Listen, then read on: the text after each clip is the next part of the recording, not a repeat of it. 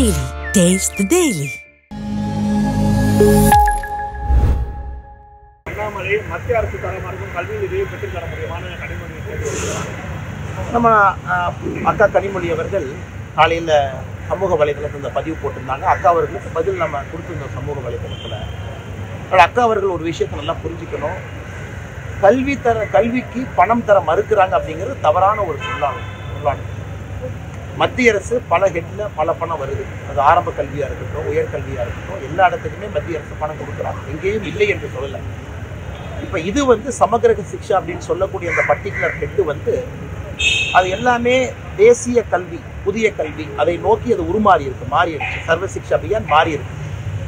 So இவ்வளவு பேசக்கூடிய அக்கா கனிமொழி அவர்கள் எதற்காக போன ஆண்டு 2024 தமிழக அரசு பிஎம்சி பள்ளிக்கூடத்தை நாங்கள் ஏற்றுக்கிறோம்னு எதற்காக சொன்னாங்க? அதற்கு அக்கா பதில் சொல்ல மாட்டாங்களே. எங்கேயும் கல்விக்கு பணம் இல்லைன்னு யாரும் சொல்லலைங்க. சமகிரக சிக்ஷா ஃபண்டு எதற்கு பயன்படுத்தணுமோ அதற்கு தான் எல்லா மாநிலமே பயன்படுத்த முடியும். தமிழகம் புதுசாக ஒன்று கண்டுபிடிக்க முடியாது. அதைத்தான் தர்மேந்திர பிரதான் அவங்க சொல்லியிருக்கிறாங்க. இந்த பிஎம்ஸ்ரீ பள்ளிக்கூடத்திற்காக புதிய கல்விக் கொள்கையினுடைய முக்கியமான சில விஷயங்களுக்காக நீங்கள் பயன்படுத்தலாம். அதை அவங்க திரிச்சு மாற்றி பேசி நாம் ஏதோ கல்விக்கு பணம் கொடுக்க மத்திய அரசு மறுக்கிறாங்கன்னு தொடர்ந்து பேசுவது சரியல்ல. மேடம் ஏசரை பொறுத்த வரைக்கும் நம்ம சொல்லியிருக்கோம் மேடம். ஏசர் இல்லைங்க மேடம். ஏசர் இத்தனை காலமாக நடத்தப்படக்கூடிய ஒரு அமைப்பு. அது மத்திய அரசு மேற்பார்வையில் நடந்தாலும் கூட அந்தந்த மாநிலத்தில் குரூப் ஆஃப் என்ஜிஓஸ், ஒரு மாநிலத்தில் என்ஜிஓக்கள் அமைப்புகள் சேர்ந்து தான் அதை நடத்துறாங்க. அதனால் மத்திய அரசு நேரடியாக நடத்துறாங்கன்னு சொல்றதே தப்பு. இது எப்படின்னாங்க, எனக்கு வரக்கூடிய டேட்டா என்னை பற்றி குறை சொன்னால் நான் டேட்டாவே மாத்துறேன் அப்படிங்கிற அளவில் தான் அக்கா கனிமொழி அவர்களுடைய பேச்சு இருக்கு. ஏசர் அமைப்புகள் இந்தியா முழுவதும் நடத்துறாங்க. எத்தனையோ இடத்துல தமிழகத்தை பற்றி சரியா சொல்லியிருக்காங்க, சில இடத்துல நல்லா சொல்லியிருக்காங்க. அதையெல்லாம் அவங்க எடுத்து ஃபர்ஸ்ட் பேஜில் போட்டுக்கிறாங்க. எங்க கல்வியில லேக்குன்னா இருக்குன்னு பின் பாயிண்ட் பண்ணும் பொழுது இவங்க ஏசரையே அவங்க குறை சொல்வது எந்த அளவுக்கு ஏற்றுக்கொள்ள முடியும்? ஸோ இன்னைக்கு கனிமொழி அவங்க என்ன சொல்றாங்க, இல்லை நாங்களே அடுத்த வருஷம் ஒரு அமைப்பை வச்சு நாங்கள் நடத்துவோங்கிறாங்க. அந்த அமைப்பும் இதே தானே வரும். ஆனால் ஏசர் எல்லாமே ரெக்கார்டட் தானுங்க. எத்தனை பள்ளிக்கூடத்துக்கு போனாங்க, எந்த பேராவை படிக்க சொன்னாங்க, எந்த மாவட்டத்தில் எந்த பள்ளிக்கூடத்தில் தரவுகள் எடுத்தாங்க, அது எல்லாமே ஓப்பன் டேட்டா. அதில் யாரும் மறுக்க முடியாதுல்ல. அதை கனிமொழி அவர்கள் குற்றம் சொல்வது சரியல்ல என்பது எங்களுடைய கருத்து. வாக்குகளை சிந்தாமல் எடுக்கணும். எங்களுடைய ஒரே எதிரி திமுக தான் அப்படின்னு சொல்லி பாஜகவுடன் கூட்டணி வைப்பீங்களான்ற கேள்விக்கு விபிஎஸ் அவர்கள் அது 6 மாதம் கழித்து முடிவெடுப்போம்னு சொல்லியிருக்காரு.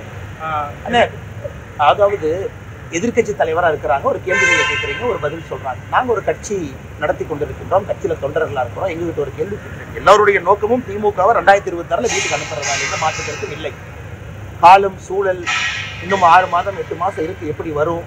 அதே நேரத்தில் தமிழகத்தில் இன்னைக்கு ஆக்ரோஷமா ஐடியாலஜிக்கல் அடிப்படையில் திமுக அதை மாற்ற கொண்டு போறாங்க. ஏன்னா திமுகவின் மீது மக்கள் பெரும் கோபத்தில் இருக்கிறாங்க.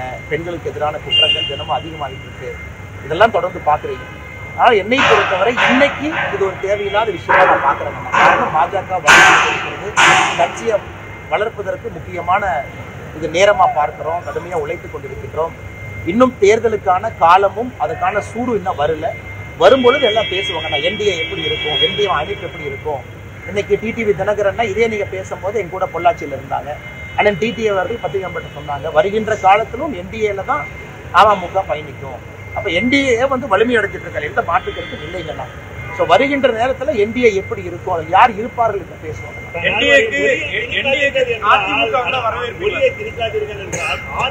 அனைவருக்கும் புரியும். ஆனா பாஜகவினருக்கும் புரிய மாட்டேங்குது. முதல்வர் எப்படி பாத்துக்கலாம்? ஆனா சில நேரம் எனக்கு சந்தேகம் என்னன்னா, முதலமைச்சர் கண்ணாடி பார்த்து அவரே பேசுகிறாரோன்னு சந்தேகம் இருக்கு. காலையில அவர் கண்ணாடியை பார்த்து பேசுறாரு. மொழி யாருமே திரிக்கலையா?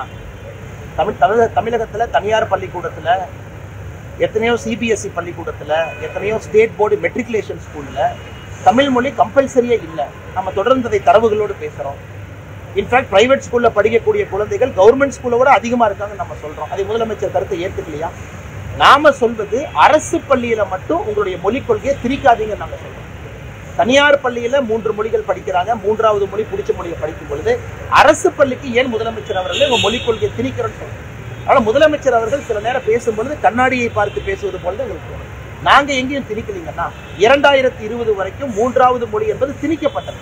அது 2020 அது ஆப்ஷனல் லாங்குவேஜா நீங்க எடுத்து படிக்கன்னு சொல்லியிருக்கோம். இதுல எங்க திருப்பி வருதுன்னா மும்மொழி கொள்கை விஷயத்தெல்லாம் ஆதரிக்கும் அண்ணாமலை வந்து தமிழகத்தில் இருக்கக்கூடிய கேந்திர வித்யாலய பள்ளிகள் வந்து எத்தனை தமிழ் ஏற்கனவே நாங்கள் பதில் சொல்லியிருக்கோம்னா கேந்திரிய வித்யாலயை பொறுத்தவரை உங்களுக்கு தெரியும் ஒரு பள்ளிக்கூடத்துல குறைந்தபட்ச மாணவர்கள் நாங்கள் தமிழ் படிக்கணும்னு சொல்லும் பொழுது அதற்கான ஆசிரியர் வசதியை கேந்திரிய வித்யாலயா பள்ளி ஏற்படுத்தி கொடுக்குறாங்க.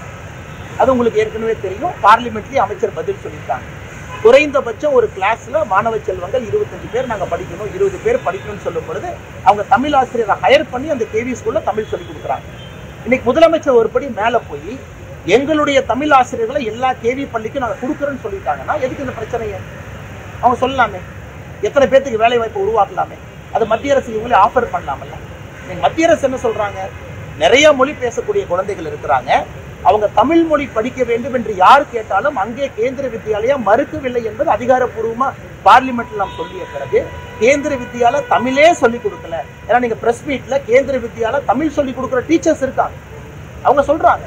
ஏன்னா அங்க அந்த கிரிட்டிக்கல் நம்பர் ஆஃப் ஸ்டூடெண்ட்ஸ் இருக்கும் பொழுது முதலமைச்சர் அவர்கள் ஒரு பொறுப்பில் இருந்து அரசியல் சட்டத்தின் மீது பிரமாணம் எடுத்து அமர்ந்திருக்கக்கூடிய ஒரு நபர் திசை திருப்பி ஒரு பொய் வார்த்தைகள் சொல்லாமா அப்படிங்கறது என்னுடைய தொடர் குற்றச்சாட்டு.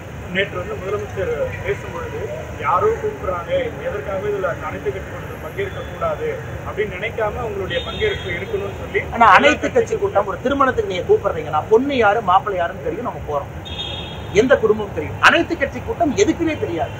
டீலிமிட்டேஷனை பத்தி யாரு சொன்னா? டீலிமிட்டேஷன் மக்கள் தொகை அடிப்படையில் நாங்க சொல்லவே இல்லை. டீலிமிட்டேஷனுக்கு கமிஷனும் போடல. எப்ப டீலிமிட்டேஷன் நடக்கும்னு யாருக்குமே தெரியாது.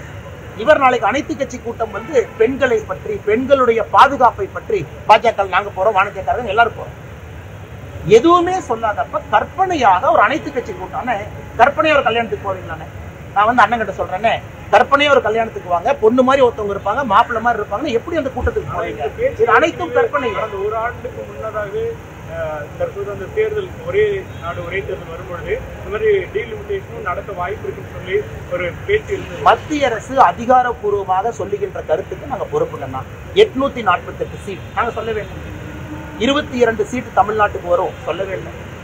இந்தியாவில் டீலிமிட்டேஷன் வரும்பொழுது ஆர்டிகல் 81 படி பாப்புலேஷன் அடிப்படையில் தான் வரும், சொல்லவே இல்லை. புதிய நாடாளுமன்றம் அமைக்கும் போது கூடுதல் இருக்கை அமைக்கப்பட்டது. கூடுதல் இருக்கை அது 800, 900, 1000 இருக்குது. டீலிமிட்டேஷனை பத்தி எங்களுடைய கட்சி தலைவர்கள் பார்லிமெண்ட்ல பேசும் பொழுது ஒரே நாடு ஒரே தேர்தலை போல கமிஷன் கமிட்டி அது எப்படி வரும், எந்த அடிப்படையில வரும். இன்னைக்கு அமித்ஷா அவர்கள் ஒருபடி முன்னாடி போய் ப்ரோரேட்டாங்கன்னு சொல்லி முடிச்சுட்டாங்க. அப்படின்னா இன்னைக்கு இருக்கக்கூடிய எந்த மாநிலமும் மேலையும் போக மாட்டாங்க, கீழே வர மாட்டாங்க. எல்லா மாநிலமும் அவங்களுடைய விகிதாச்சார அடிப்படையில் இருப்பாங்க. அப்படி இருக்கும் பொழுது முதலமைச்சருக்கு நாங்க கேட்கக்கூடிய தொடர் கேள்வி என்னன்னா, எந்த அடிப்படையில எனக்கு தகவல் வந்துச்சு, டெல்லியில இருந்து சொன்னாங்க 848 சீட்டு, அதுக்கு நாங்க ஆதாரம் கேட்கிறோம். எதுவுமே இல்லாம பாரதிய ஜனதா கட்சியை கூப்பிட்டு நீங்க ஒரு மீட்டிங்ல உட்காருங்கன்னா நாளைக்கு எந்த பேசிஸா பேச போறாங்கன்னா, நாளைக்கு மீட்டிங்ல ஒரு பேசிஸ் வேணும்ல. இப்ப நம்ம டீலிமிட்டேஷன் அறிவிச்சிட்டோம், திட்டத்தை சொல்லிட்டோம், குறை இருக்கா டீலிமிட்டேஷன் மீட்டிங் கூப்பிடுங்க நாங்க வர்றோம். அறிவிக்காம அதுபடி நடக்காதுன்னு சொன்ன பிறகு பாப்புலேஷன் மட்டும்தான் ஒரே ஒரு முகாந்திரம் இல்லை என்று சொல்லிய பிறகும் தொடர்ந்து முதலமைச்சர் சொல்றாங்கன்னா அவர் திசை திருப்புறாரு அர்த்தம். தமிழ்நாட்டினுடைய அடிப்படை மக்கள் பிரச்சனையை பேசாம திசை திருப்பி இன்னொரு இடத்துக்கு போறாரு அர்த்தம்.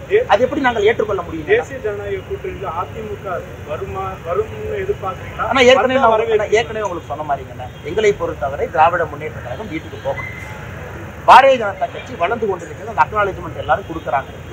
நாங்க எல்லாத்துக்கும் அன்பா தான் பழகுறோம். எங்களுக்கு யாரு எனிமி யாரு, எங்களுக்கு யாருமே கிடையாதுங்கன்னா, எங்களுக்கு இந்த கட்சி தமிழகத்தில் நிலைச்சு வரணும், நல்லா வரணும் அப்படிங்கிறத நோக்கம். தேர்தலுக்கு என்டிஏ எப்படி ஷேப் இருக்கும், என்டிஏல யார் இருப்பாங்க, பெரிய கட்சி சின்ன கட்சி, அதெல்லாம் வருகின்ற காலத்துல பேசுவோம். அதிமுக வந்து வரவேற்பு, ஆனா வருகின்ற காலத்துல பேசுவோம். அது அனிதா ராதாகிருஷ்ணனோட அறியாமையை காட்டுது. இடி கேஸ்ல அரெஸ்ட் ஆனார்ல, இடி கேஸ்ல வந்து சார்ஜ் ஷீட் அவர் மேல போட்டிருக்கல, அரெஸ்ட் ஆகல, சார்ஜ் ஷீட் அவர் மேல போட்டிருக்கு. அதனால அனிதா ராதாகிருஷ்ணனோட அறியாமையை காட்டுது. திமுக ஸ்மகிள் பண்ணிட்டு இருக்கான். நேற்று எவிடன்ஸ் கொடுத்துருக்கோம். ஆம்பித்தட்டமைன் நீங்க பாருங்க, கொக்கைன், புதுசா கேட்காத வார்த்தையெல்லாம் திமுக காரன் மீனவர் என்கின்ற போர்வையில ஸ்மகிள் பண்ணி மீனவர்களுக்கு கெட்ட பேர் ஏற்படுத்திட்டு இருக்காங்க. அது தப்பு இல்லையா? அப்ப இலங்கை கோஸ்ட் கார்டு வந்து பிடிக்கிறாங்கன்னா நல்ல மீனவர்களும் மாற்றுறாங்க. அதைத்தான் நான் சொல்லி காட்டுறேன். திமுக காரன் இதை பயன்படுத்தி திமுக கட்சிக்காரன் கடத்தல ஈடுபட்டிருக்கான். இது அனிதா ராதாகிருஷ்ணனுக்கு தெரியாதா? அங்க இருக்கக்கூடிய எம்பி நவாஸ்கனுக்கு தெரியாதா? யாருமே கடத்தல்ல எந்த விதமான நார்கோட்டிக் பொருள் ஐசியில மாட்டலையா? அதற்காக இன்னசென்ட் மீனவர்களும் சிறையில போய் வைக்கிறாங்க, போட்டை செக் பண்றாங்க. அதனால இன்னைக்கு திமுகவுடைய கடமை இல்லையா? தமிழ்நாட்டினுடைய பார்டர் போலீஸை போட்டு கடத்தல்காரங்களை பிடிக்கிறது அவங்க கடமை இல்லையா? எதுவுமே செய்யாம ஏன் இந்த கடத்தல்காரர்கள் நல்ல மீனவர்களுக்கு கெட்ட பேரையே ஏற்படுத்துறாங்க? அது அனிதா ராதாகிருஷ்ணன் தெரியாதா? அதனால ஊழல் பண்றவங்களுக்கு கண்ணு தெரியாதுங்கண்ணா. இடி கேஸ் அவர் மேல இல்லையா? பிலிப்பைன்ஸ்ல போட்டு வாங்கினார், இங்க போட்டு வாங்கினாரு. அதனால என்ன அறியாமையில் அனிதா ராதாகிருஷ்ணன் பேசிக் கொண்டிருக்கின்றார். நன்றிங்க.